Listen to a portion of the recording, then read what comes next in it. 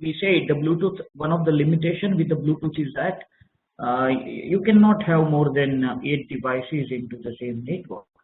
So we said, is there any other option? And then we switched to the 802.15.4, where we try to look at the physical and the data link layer. And I said that on top of that, there are a lot of standards exist like ZigBee, 6LoWPAN, Thread, right? And we discussed their characteristic and the applications, right? And I have clearly differentiated between the ZigBee and 6LoWPAN and the Thread.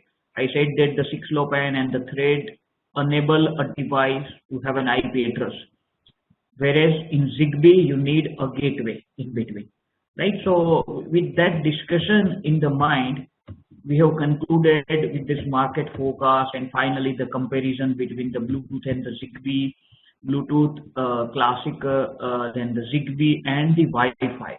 And in the last session, I said that this is the point, right? This is the point from where we're gonna start today, right? So I think this is where we have stopped the session.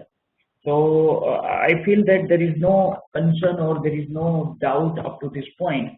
So obviously today what we're gonna discuss is actually the Wi-Fi, right? So today what we are starting with is basically the Wi-Fi, right? So till now, this point, I believe that there is no concern, right? Let me check. Okay, we have some good number, but still it is less, but no worries. We have around 45 students. So I wish you to keep sending the message to others to motivate them to join, right? So let me go ahead now. So today what is the content of the session is, I am going to explain you the Wi-Fi, right? And basically what Wi-Fi does, what are the different standards, what are the different options, why we need the Wi-Fi, whether the Wi-Fi operates in the licensed spectrum or the unlicensed spectrum. Let's say, so this is the first question that you have. See whether Wi-Fi operate in the, you know, the licensed spectrum or it operates in the unlicensed spectrum. Let's say this is the question in front of you. So in this case, what is your answer? For example, let's say the question is whether this Wi-Fi operates in a licensed spectrum or unlicensed spectrum. So L or U, what do you think? What is your answer? Right. So most of you are correct. Wi-Fi operate in the unlicensed spectrum, right? When I say unlicensed spectrum, you really don't require to take the license or the permission. Now, please remember one of the thumb rule. Whenever something is operating in the unlicensed spectrum, its power has to be limited. The reason your power has to be limited is that so that its range can be limited. And when the range is limited, you don't require a license to be have, right? So basically, Wi-Fi operates in two different frequencies. One is the 2.4 gigahertz and another one is the 5 gigahertz. So there are two options. And these two frequency bands are freely available, right? What is the bandwidth supported? So there are different standards starting from A, B, G, N, AC, and today we have a lot of other standards also. Are we going to talk about that? So initially when there was a standard A, it was supporting up to 54 Mbps. Right? B was supporting 11 Mbps. Then again G was supporting up to 54 Mbps. And N was supporting up to 600 Mbps. And now currently probably you have an AC, then the AX. Even for IoT we have something called AH. We're gonna talk about that, right? But this is what the bandwidth is supported. The power consumption is high. Please understand. That means the Wi-Fi is generally you will find out in the devices where the power source is available.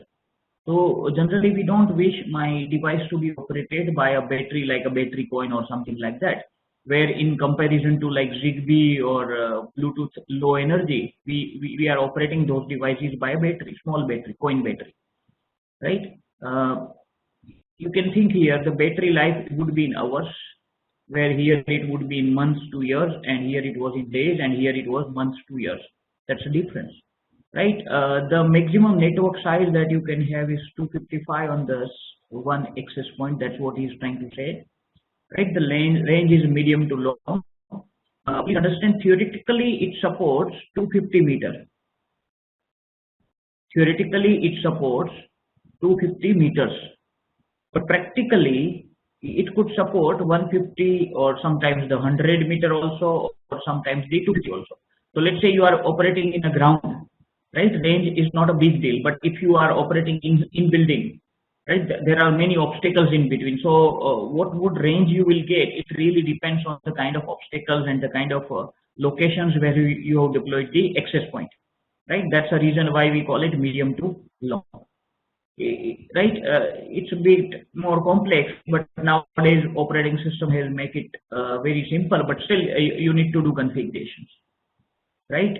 What are the primary applications? You can think of notebook, computers, desktop computer servers, and even the mobile devices, right? So almost all the mobile devices have this Wi-Fi, right? So that is what you know till now about the Wi-Fi.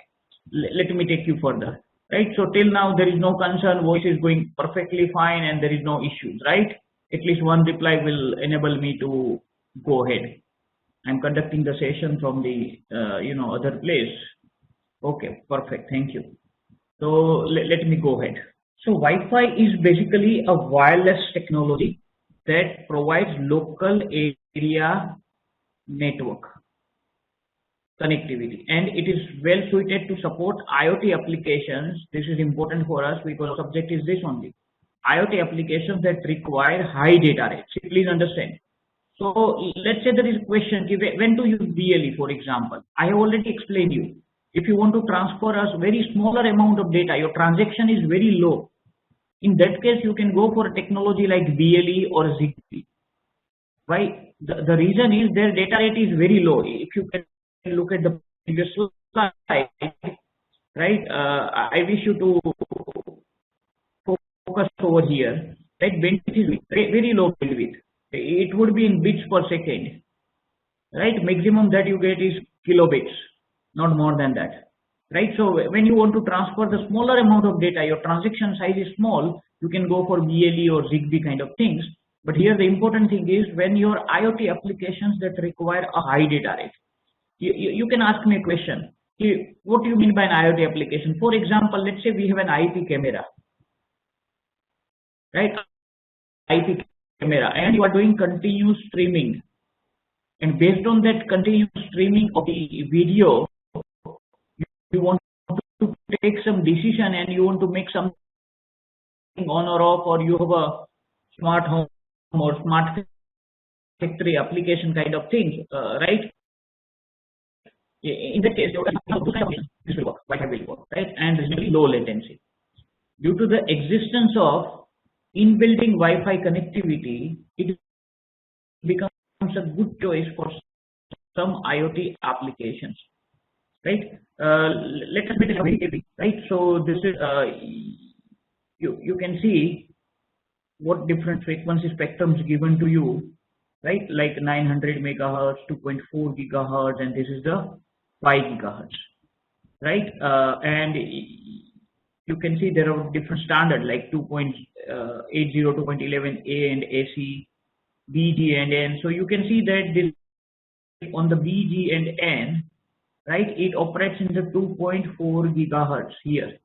I hope you are able to see, right? This 802.11 BG and N works on the 2.4 gigahertz frequency, right? Where is the standard like 802, AC, 11A and AC, they are on the right, 5, right? You can complex. So now try to understand what is the history of this standard. So the first standard came somewhere in the 1997, right? And then it was this was 802.11ax, B actually, B in 99, right? Then you have a G, that is 2003, N 2009, AC that came in 2014, right? And you can think of at present 802.11ax, right? This is also in the context of the IoT, and there is something called AH also, right? So this is 2019, the latest one, right? Till now what we have in our laptop is probably this one, latest laptop, or maybe this one, right? So these are the different standard. Now you may have a question here, okay, what are the differences? So if you look at the earlier slide, I already said that, like, one of the difference is the bandwidth, right? Another is what frequency it operates, and the another important thing is how much power consumption is there. So basically, we want to do optimization over here, right? So this is where we are doing an optimization. We are trying to have a as minimum power consumption as possible. We want to have a high bandwidth as much as possible, right? And that's how the standard have been improved throughout the years, right? So this is the history of the Wi-Fi, and let's look at the first standard that was 802.11a. So if you look at here, this circuit, I already said 802.11a operates at the 5 gigahertz, right? So that you can see it operates in the 5 gigahertz frequency band, which is unlicensed. It uses the OFDM, that is orthogonal frequency division multiplexing technology, for its operation, and is less prone to noise, right? I hope you understand what we mean by a noise. For example, let's say you are starting a vehicle, and vehicle is generating some kind of some kind of a voice, some kind of audio, some kind of sound. Then it is also contributing as a noise into the nearby communication, whatever it is happening. Let's say आपके घर के अंदर ही एक wifi router लगा हुआ है, and you are starting a vehicle near to your place only, then that vehicle is contributing, is generating a noise.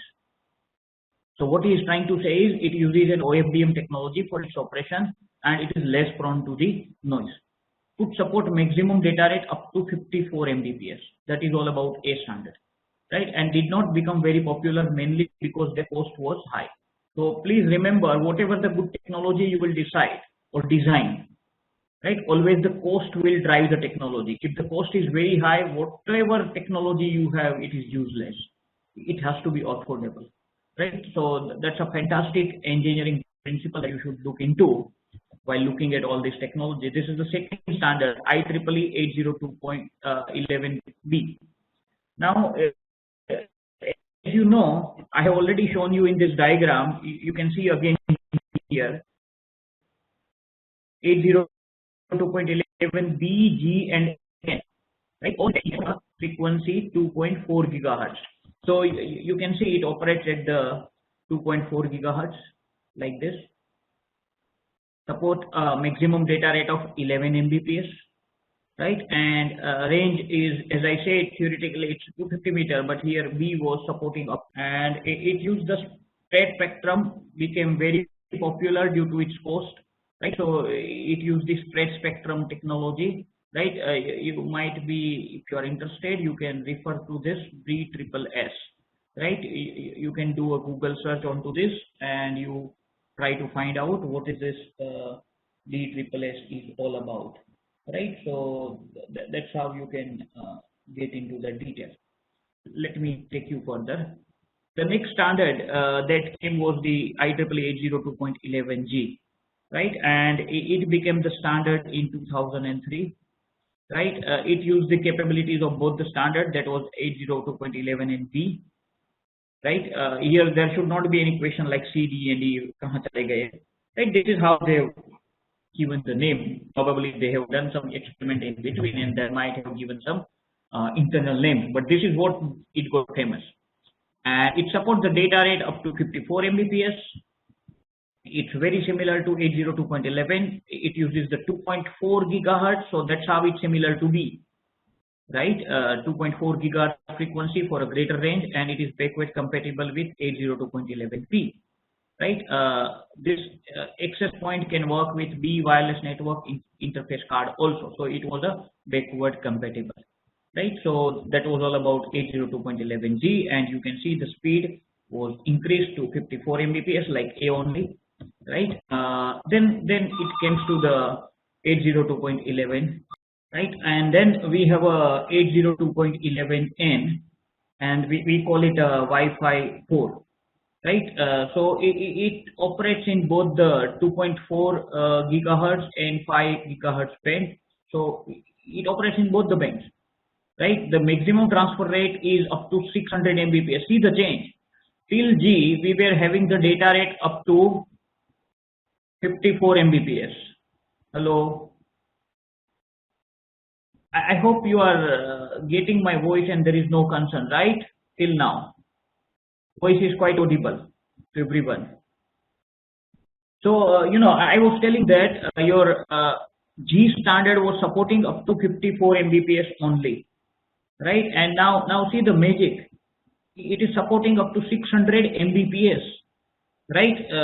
So the main reason for its better performance were the use of modified OFDM. See, this is the probably you as a computer science students, we always have a question: what is this OFDM? But if I start teaching you all this aspect, probably it would be more biased towards the communication fellow.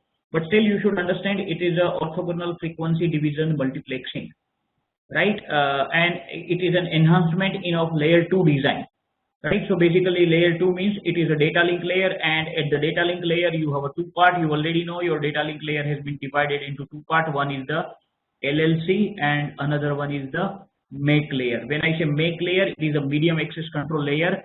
Please remember, friends, you require make layer only when your media type is a broadcast in a nature, right? When your media type is a broadcast in the nature. So for example, let's say when I have a wireless network, obviously my media type is going to be broadcast in nature, and that is the reason I need a medium access control layer. So this OFDM enhancement is done at the layer 2, and that is the reason why you are getting a good performance, right? It uses the higher channel bandwidth and support up to 4 spatial stream, multiple input, multiple output for a spatial multiplexing. This is called a MIMO, very famous technology. Even there are two very famous technologies related to this. One is the MIMO, and when the 5G will come, people are talking about the millimeter wave technologies. Millimeter wave technologies, right? When they are saying millimeter wave, you must be knowing that there is something called a lambda, and that is nothing but 1 upon f. Gujarati wala ne tarang lambai, right? Wavelength. So you studied somewhere in your physics, lambda is equal to 1 upon f. So as the frequency is increases, your lambda get decreases, right? So when you have very high frequency, your lambda is going to be very low, and that's the reason why it is called millimeter wave technology. We are using very high frequency. So 5G is called also the millimeter wave technology, right? So this is just for your understanding. And when you say MIMO, actually you have multiple antennas. You might have seen a router with multiple antennas, right? So MIMO allows multiple, see, look at, MIMO allows multiple transmitter receiver to operate simultaneously at one or both end of the link, and provides a substantial increase in the data rate.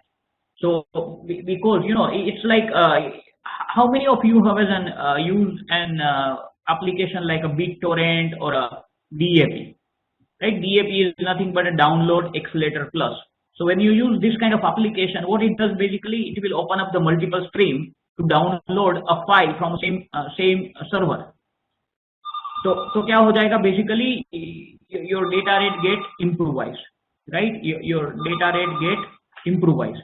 So when you are using this kind of application, right, download accelerator plus or something like this, actually it is similar to the MIMO, right? So basically MIMO allows multiple transmitter receiver to operate simultaneously at one or both end of the link and provide a substantial increase in the data rate. That's what we are trying to say here, right?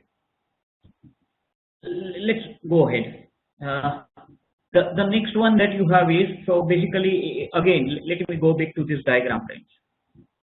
Let me go back to this diagram. You can see the B, G, and N are here, A and AC is here. So A and AC again operates at the 5 GHz.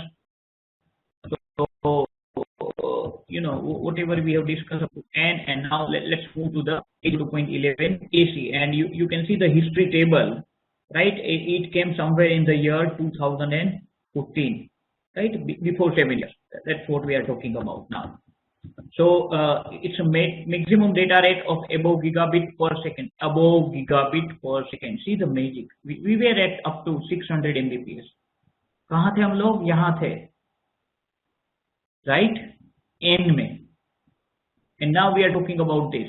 So basically, initially I already said, when you have to use the Wi-Fi, when your IoT application needs a higher amount of data to be transferred. A small example that I just said is that you want to do live streaming of a video. For example, you have an IP camera, and on top of that, you have some IoT applications, right? Operated exclusively in the 5 GHz frequency band, supported up to 8 special streams, utilized higher bandwidth of up to 160 MHz, and took advantage of tensor modulation technique. That's again the layer 1 and layer 2 changes that they have done. So I'm not taking you in the detail. It uses the 256 quadrature amplitude modulation, which is called QAM, right? Up from 644 QAM used in 802.11 AN. Right? N में 64 हमने लिया था, यहाँ पे उसको कितना कर दिया, लेवल उसका बढ़ा दिया 256, and that is one of the reason why you see the improvement in the performance. Another change that it has made is it is using the 5 GHz frequency band, right? And the next standard. So what we are trying to discuss now, I hope everybody is getting the point what I'm trying to explain. In case of any doubt, let me know. See, what I'm trying to explain to you is Wi-Fi technology, right? Wi-Fi is one of the wireless technology which allows you to do the communication. Suppose let's say there is a question in front of you. The question says that what is CSMA, right? Carrier Sense Multiple Access. ये CSMA होता कहाँ है? Good. ये कहाँ होगा? Where you will find out it? Suppose इसको ढूंढना है, जैसे रिमोट कहाँ रखते हैं हम टेलीविजन का, ओके? CSMA कहाँ होगा? See, basically CSMA is implemented at the MAC layer. CSMA has been implemented at the MAC layer, right? Which layer? MAC layer. MAC layer is a part of which layer? MAC layer is a part of the data link layer. Data link layer, right? Why you need a MAC layer? Because my media is a broadcast in nature. So what are the media that you know which are broadcast in nature? For example, air is your media. Who is using air? Wireless networks are using air. Wireless networks are using air. So whenever you have wireless networks, wireless technologies, your media is going to be inherently broadcast in nature, and you have a MAC layer, right? So what are the technologies that available at the MAC layer? Probably you have studied somewhere Aloha, right? Another one was the slotted Aloha, right? Another one was the CSMA CD. CSMA CD was used in the Ethernet, right? But we cannot use the CSMA CD for the wireless networks. There are a lot of reasons. I'm not taking you into the detail, but we are using something called CSMA CA. When I say CSMA CA, it is actually Carrier Sense Multiple Access with collision avoidance rather than collision detection, right? So your Wi-Fi is using CSMA CA. Now, please understand what I mean by Wi-Fi. Basically, you know, let me explain you. For example, let's say I have a two node, like one is the A here, another one is the B. And as I said, friend, let's say my theoretical range is 250 meters, right? My theoretical range is 250 meters. And let's say this is the center of A, and this is the center of B, right? So when you talk about the center of A and center of B, actually what you are talking of is, right? What you are talking of is कि भाई आप देखिए blue colour का जो circle आपको दिख रहा है कि ये A और B है ना, वो एक दूसरे की रेंज में है.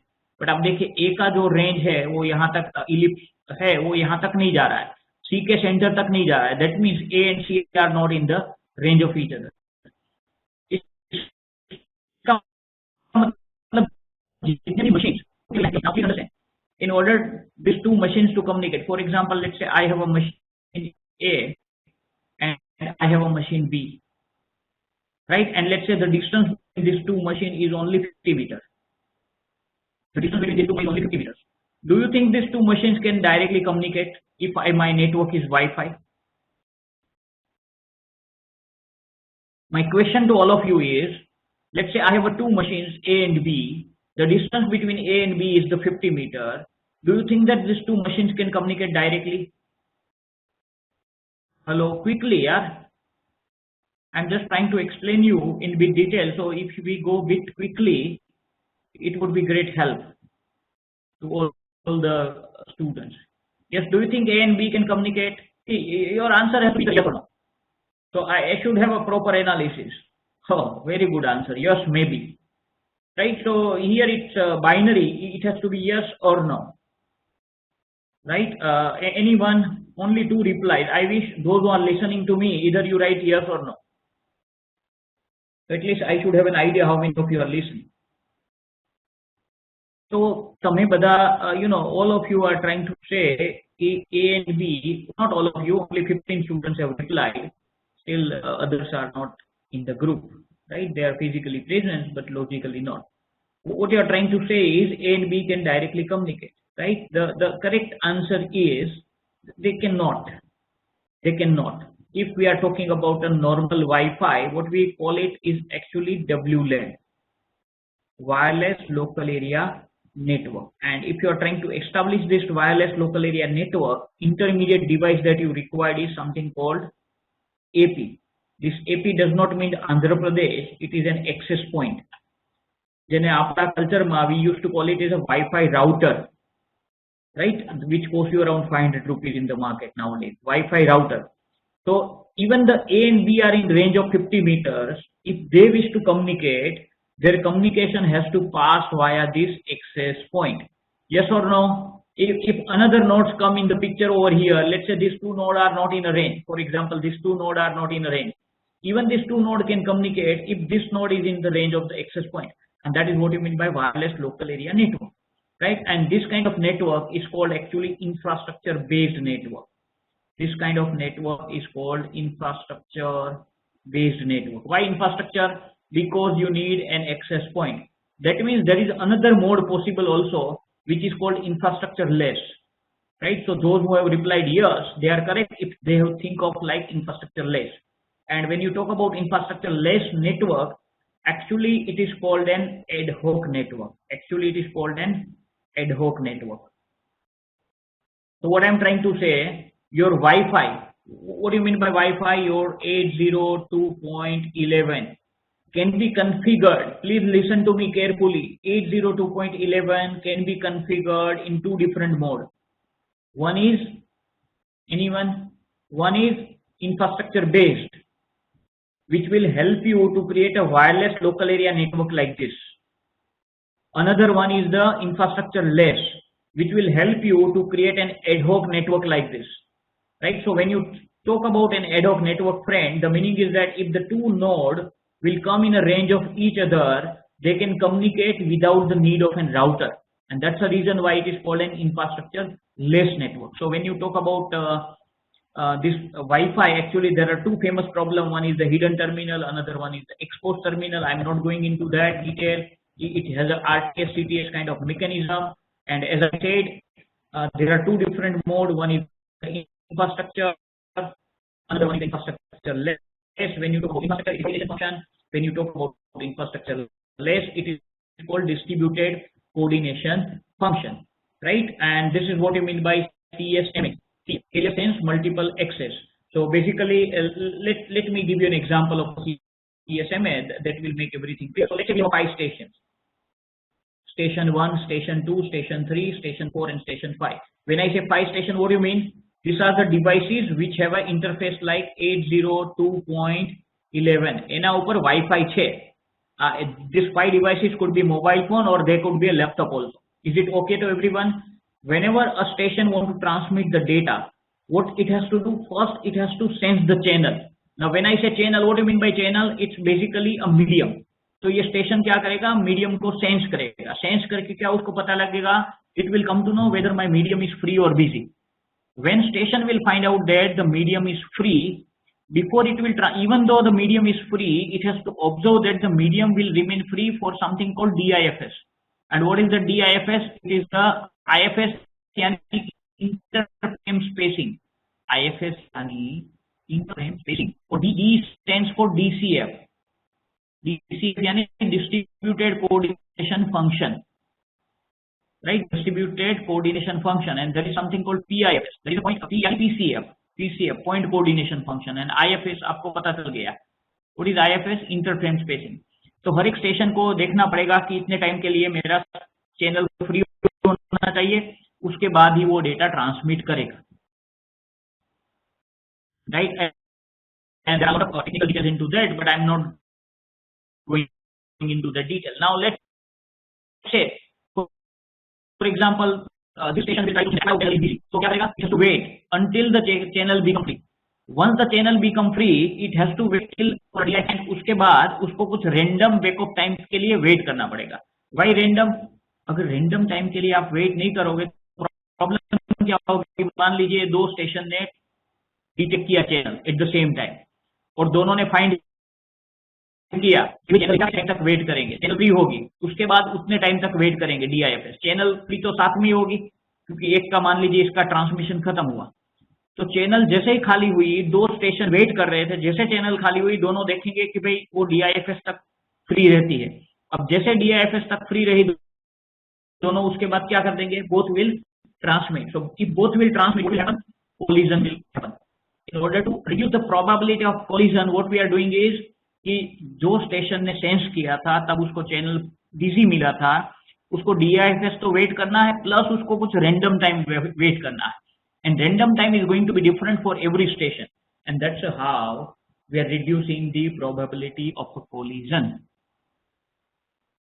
right? So let me take you again to the point where we have left, friends, right? Good. Now let me continue. So again, my question was, what was CSMA? It is the multiple access mechanism implemented at a MAC layer. Why you need a multiple access mechanism? My media is a broadcast in a nature, and I have a multiple stations, and because my media is a multicast in a nature, if all these stations will transmit the data at the same time, there is a guarantee of a collision, and collision is something not a good thing. We want to avoid the collision as much as possible. We want to reduce the probability of collision, and that's the reason you need something like CSMA, right? So let me go ahead now. Now there is another standard which is called IEEE 802.11 AD, and that is not you have heard of, and it is also referred as a WiGig, right? This is something new that you are listening. Anybody who has heard this thing before this session? 802.11 AD. Anyone in the class? Let me know.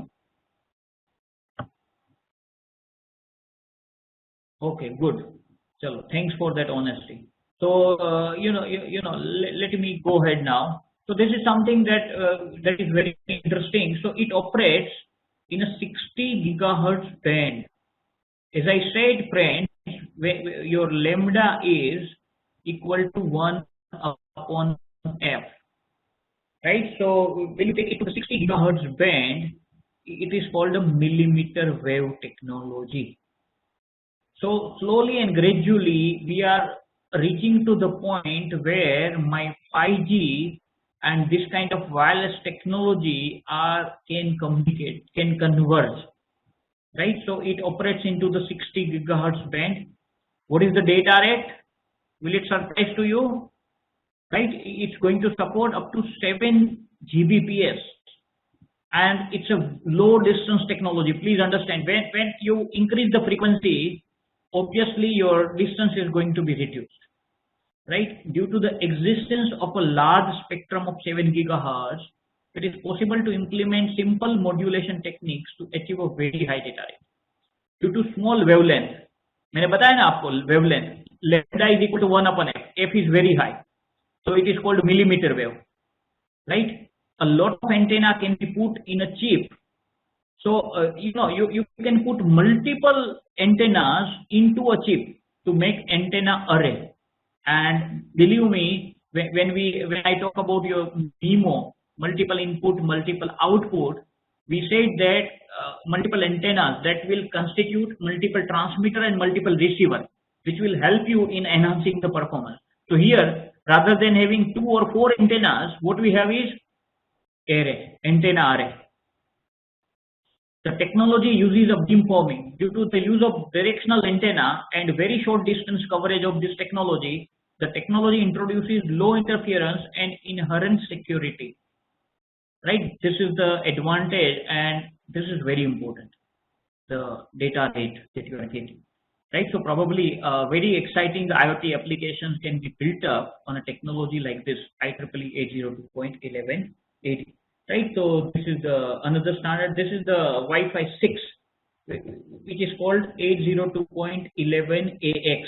This is also something that you are listening first time, right? Wi-Fi 6 offers higher data rates and capacity, and look at here, 9.6 Gbps. कहाँ पहुँच गए हम लोग? Right? It operates in both the spectrum.